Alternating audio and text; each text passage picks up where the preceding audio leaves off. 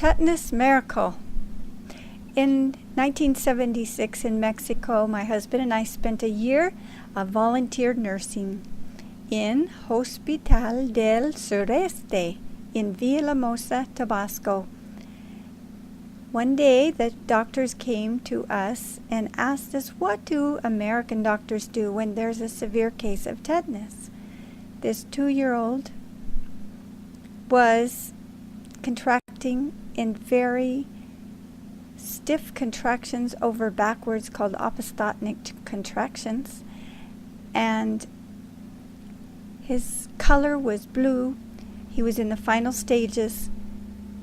The doctor gave the tetanus antitoxin by IV and the Valium by IV, and he had done everything that he usually does to try to save a life, but he was losing ground. We could tell that it was not long before the child would die. We began to pray. We were in our senior year of nursing, Walla Walla College, when we took a year off to do this volunteer nursing. We had never seen a case of tetanus. Everyone did immunizations, and therefore we didn't know what to do. On our knees, we asked God, and we pleaded with God to help us have an idea. He reminded me of the research project I had done for my nursing training on charcoal.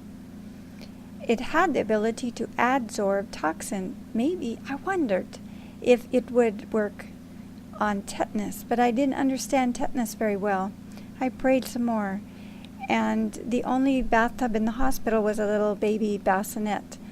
We got the little tub full of warm water, put a cup of charcoal in there, activated charcoal from the water purification plant, and we held the baby in there 24/7, and the hours dragged on.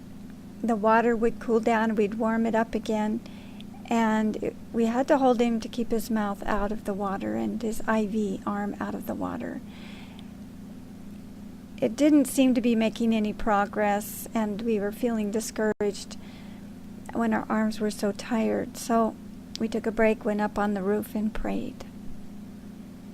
As we laid it on the arms in the hands of God, we felt that we had energy to go back and do it again. Night and day we did this. By the 3rd day, the child was having less contractions and breathing better. We were encouraged to continue on. And the amazing thing was watching that child recover. He learned to walk again. His weakness became strength again, his eyes bright, and he went home. A month or so later, the Bible worker went by his home just to visit with them, and they were so thrilled that the baby was normal and everything was progressing fine. And they were reading the literature that they had been given.